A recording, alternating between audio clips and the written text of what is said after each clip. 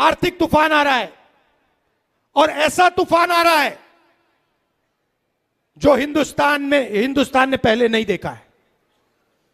क्यों? क्योंकि हमारा तेल हॉर्मुज से आता है, हमारा तेल हॉर्मुज से आता है और हॉर्मुज को बंद कर दिया गया है। और नरेंद्र मोदी चुनाव से पहले कहते हैं तेल की कोई कमी नहीं, गैस की कोई कमी नहीं, पेट्रोल की कोई कमी नहीं, सब कुछ ठीक है। मैं 2 महीने से कह रहा हूं, पार्लियामेंट में कहा, भाषणों में कहा, 2 महीने से कहा कि देखिए आर्थिक तूफान आ रहा है, किसान को, मजदूर को, युवाओं को, माताएं बहनों को जबरदस्त चोट लगने जा रही है। बीजेपी वाले मेरा मजाक उड़ाते हैं। नरेंद्र मोदी ने जो करना था पिछले 3 महीने में, जो आपकी प्रोटेक्शन करनी थी, जो दीवार, आर्थिक दीवार खड़ी करनी थी आपके लिए, वो उन्होंने नहीं की। उल्टा वो जाकर मेलोनी जी के साथ टॉफी खा रहे हैं और वीडियो बना रहे हैं, जैसे मजाक चल रहा है। वापस आएंगे, आप देखना क्या होता है। वापस आएंगे, आर्थिक तूफान आएगा, गरीब लोगों को चोट लगेगी, किसानों को खाद नहीं मिलेगी, पेट्रोल डीजल के दाम आसमान तक पहुंच जाएंगे, महंगाई बढ़ेगी। उसके बाद नरेंद्र मोदी हाथ जोड़ेंगे, कहेंगे भाइयों और बहनों मुझे फांसी पर चढ़वा दो। रोएंगे, कहेंगे मेरी गलती नहीं है, अगर मेरी गलती है तो मुझे फांसी पे चढ़ा दो, कहेंगे। आप देखना।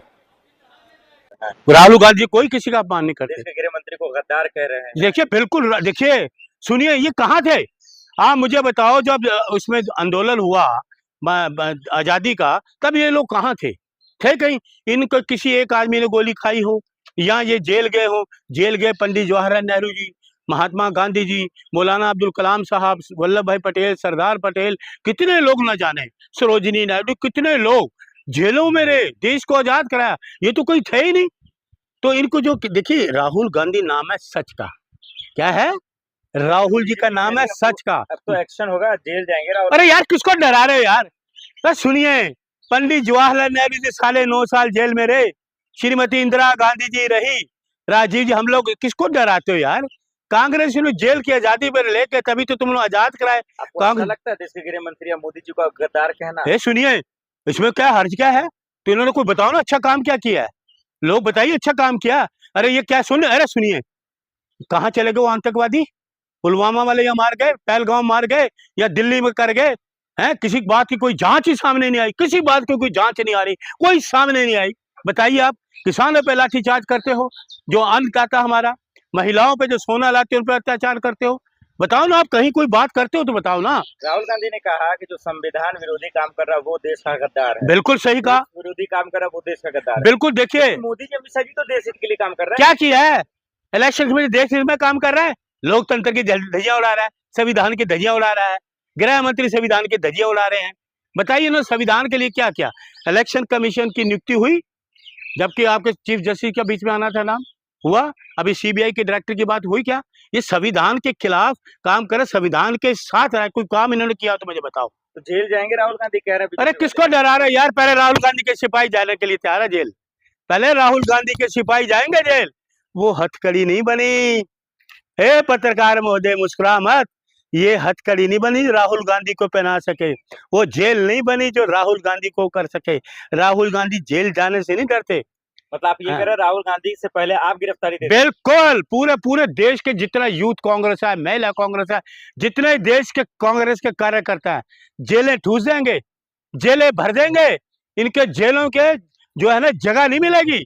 इतनी जेलें भरी जाएंगी। जैसे पंडित जवाहरलाल नेहरू जी अपील करते थे ना, लाखों लोगों की जेल भर जाती थी। महात्मा गांधी जी करते थे, लाखों लोगों की जेल भर जाती थी। संबित पात्रा, गौरव अरे जब सुनिए ये पप्पू ए पत्रकार महोदय, मेरे ख्याल में इन निर्लज, ये चाटुकार, ये 2 टके के जो नहीं, सवाल तो- सुनिए, ये 2 टके के पत्रकार, इनका मेरे सामने बात। पप्पू जैसा काम क्यों करते और राहुल पप्पू गांधी? जैसे तुम्हारी उनका अपमान क्यों उनको करते हैं? तुम्हारी इतनी नॉलेज ही नहीं।